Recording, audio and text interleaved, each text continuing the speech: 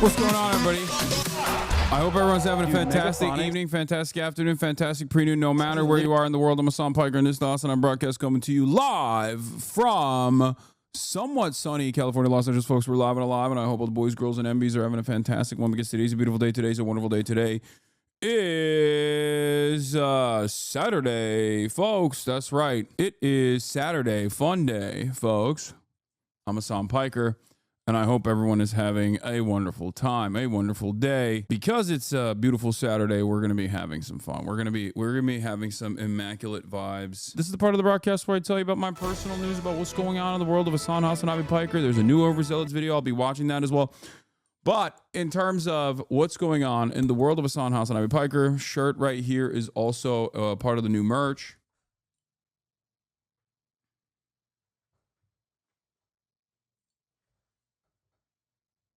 What's going on in my world is my brother's here. Well, he's not here right now. He's doing some stuff, but Fifi's here. Fiona. She's laying down somewhere in the house. He's staying with me, and he really wanted to watch 0 Day, and I could not do it. I could not watch 0 Day. It's so bad. Having said that, I wanted to watch, what am I saying? I wanted to watch White Lotus, so I've been watching that. That's what I've been doing. But today will be a fun day. Woke up early in the morning as always and worked out. Did some deadlifts. It was another it was another circumstance where I just truly did not want to go out and truly did not want to work out. But I did it anyway. And the takeaway from that, Chinese internet, the takeaway from that for you should be to just do it.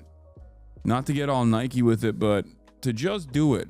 Because in moments where you feel like you don't want to do something, but then you end up doing that thing you don't want to do, you only feel better, you know? Asmon just said you'd be mad for the recent U.S. assassination of an ISIS leader in Iraq. That's an insane statement. But cool, I guess. Yeah, I love living in a world where I'm just getting straight up 2004 levels of Islamophobic animosity. But I doubt that he said that. It's probably another chatter who's just trying to fucking drama farm. Hi, Hassan. This is my first stream of yours. Not gonna lie, I fell for the Hassan is bad propaganda. I come from the drama side of YouTube, non-political. I wish I watched your videos before just accepting it because you've seriously opened up my eyes and taught me so much. I've literally been binge watching all of your videos on YouTube. Let's go. We got a new one, boys. It's important to maybe figure out like how this happens, like how people fall into that rabbit hole and how they get out of it. I think that that's good, you know?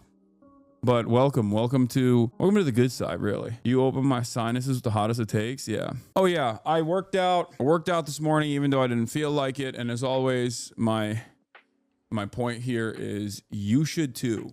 There's going to be moments where you don't want to work out. There's going to be moments where you're like, I don't want to do this. I don't want to do this. But you should. There has never been an instance where I've worked out and felt worse overall afterwards. It's wild how a lot of us fell into the negativity, came here and get mesmerized by Azan's arms. Honestly, that's what it is. I just, people come in here and they're like, you know what? This Hasan guy is a really bad guy. I'm going to show him what's what. And then I do one of these and they're like, wait a minute.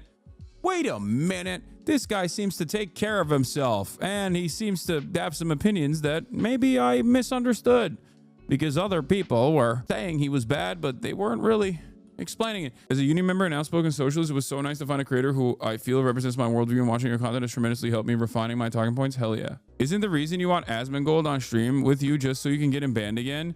You think I got him banned last time and not what he said on his stream? What? Do you think that I run Twitch? Like, do you think that I have like genuine power over Twitch? I mean, I just got banned recently. Was that like a fake ban? I really want to understand where you're coming from with this. I do genuinely want to know, because like it's got to be some cool ass opinions. Please, Mimic Queen, give me something good here. I really do want to hear what your perspective is on this. Do I control the media? Is it me? Is that what you're thinking? No. And also the reason why I want to talk to ASMONGOLD is pretty clear, like pretty open. I'm pretty open about it. I don't care about ASMONGOLD doing like transmog competitions or even like reacting to political stuff in general with his own seasoning. That's great, right? I do, however, care about like, you know, Asmongold doing right-wing propaganda, either deliberately or because he just doesn't have all the facts. And in that process, I've never not been charitable to Asmongold. I would still absolutely be charitable to Asmongold in a conversation, like in a direct conversation, you know what I mean? And I think that watching clips of one another is not going to give people the full scope of people's arguments. But what I don't understand is a lot of these people used to always say, oh, Hasan, you're like afraid of debates. You're too afraid of debates. I don't understand why you're so afraid of debates. And it's like now they still say I'm afraid of debates while I'm trying to talk to Asmongold. Like I saw something under Chris Cappy's post, because Chris Cappy was like talking about the new state of affairs of media on Twitter yesterday. Chris Cappy is a content creator on YouTube. You might have seen his stuff. Where he was like, back in the day, it used to be Tucker Carlson versus, Bill O'Reilly. My generation had Jon Stewart versus Bill O'Reilly debates. This new generation has Asmongold versus Hasan proxy debates, commenting on each other's streams, the information age Cold War. I said I'd do it in person to be fair. And this is the funniest fucking response to that. This is what I saw in response to that.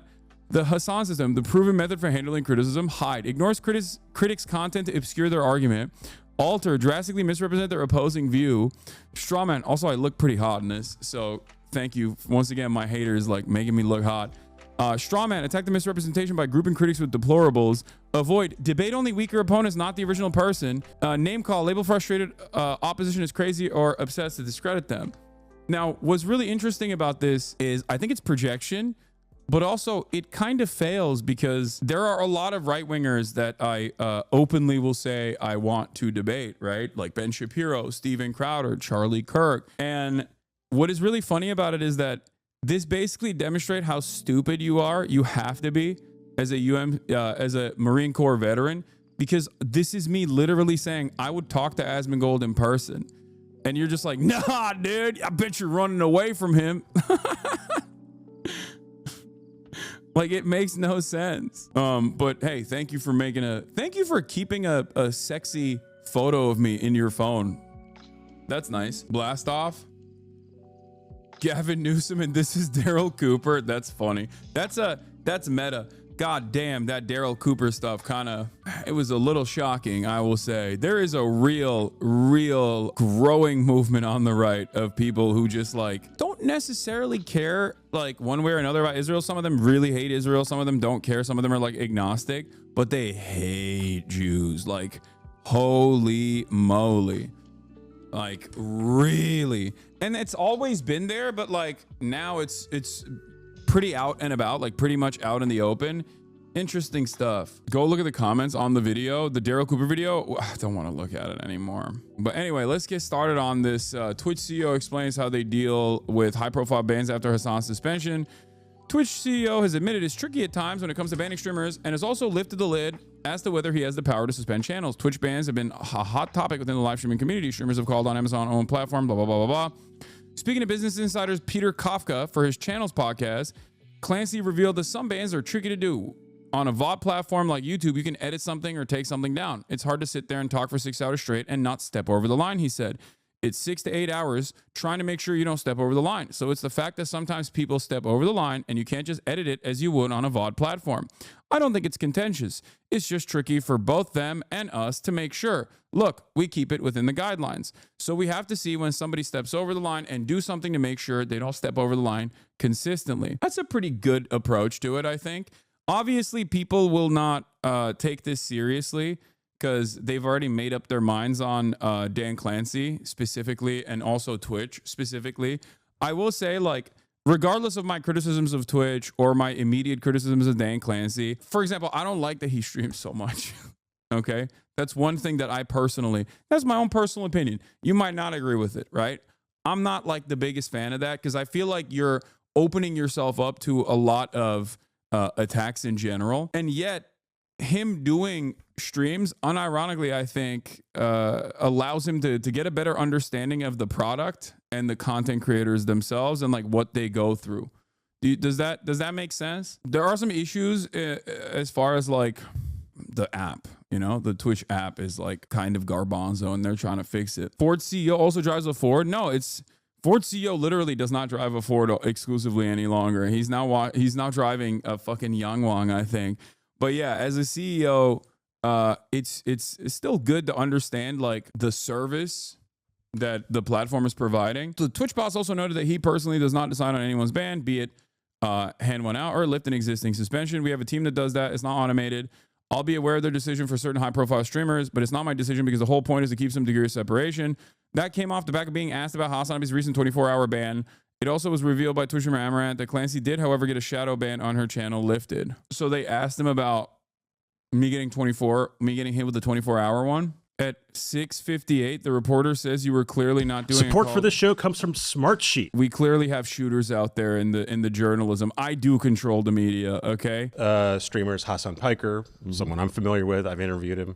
He's got a caustic edge to him. Yep. He was recently suspended on Twitch. That's cool. He was making That's a cool way to, damn. He said, I got a caustic edge to me. I like that. Damn, journalism is not dead, folks. Wow, this guy, let's see what he says. point about healthcare. He was sort of extending a metaphor that involved killing Rick Scott, the U.S. Senator. He wasn't calling on people to kill Rick Scott, but he's making a metaphor. He was suspended. Apparently, he's been suspended multiple times. First of all, how does that work? How do you get suspended at Twitch? I cannot believe that an adult journalist in the media who has spent a good deal of time studying communication, using language, covering the news, did not have the same exact attitude as like a Libs of TikTok or a fucking ASMONGOLD on this issue. But of course, those are the guys who are gay and woke and wrong. And the based patriots are the dudes who don't leave their homes with YouTube channels. And it's not just ASMONGOLD. I'm talking about like the way that a lot of Americans approach this issue nowadays, and their media consumption is like, no, every single person that's a fucking nerd is wrong. And you know, they're just like, they have a secret political perspective and they're woke, and that's why they're sheltering this person. Huh. Interesting. All right. HASANABI, renounce your citizenship. No, if U.S. is so bad. I'm good, man. Thank you, though. Thank you for the suggestion. Yeah, I'm just shocked that this journalist would actually report on what truly happened instead of immediately being like, well, this freaking terrorist Hassan, okay? I call him HASANABI. Some people call him HASANABI. I call him HASANABI. Why the fuck's he still on the platform? Or let alone in the United States of America?